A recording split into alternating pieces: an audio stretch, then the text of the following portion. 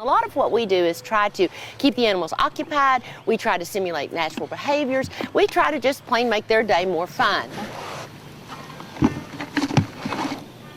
Well-being of animals means that they're content and happy and not stressed. Enrichment can often remove the stress of either being on exhibit for an animal. If you're instinctively driven to go search for your food or to hunt all day, then it's a stress not to be able to do that. So we can alleviate that stress by giving them lots of different things to do. This is Cisco. He's a very old donkey here. He's been here a long time. Sometimes you'll see enrichment combined with medicine taking, as with Cisco the donkey, and that's where they get something different, which is enriching for them. It's just a break in the monotony of their diet, but it's also important in getting that important medication down him because he doesn't like to take his medication in anything but bagels. But it makes a lot of noise, and they like crunching the ball around a lot. You can put all their food down in one big lump and they can eat their food, and that takes just a few minutes, but if you spread it all over the exhibit, then what they have to do is sort of seek it out. They have to use other senses. They have to smell it. They have to see it. And so they have to track it around the exhibit. She would be hunting through the rainforest and looking for things to eat. Well, it's important to get them up and move around. Sometimes they would just lay in the sun all day, which is a nice thing to do, but not as healthy for them.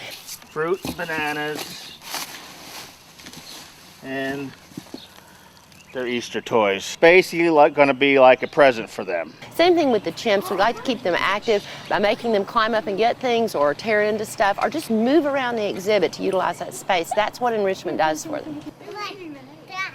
Keeping those animals fit and healthy is better for them. It's also important for breeding.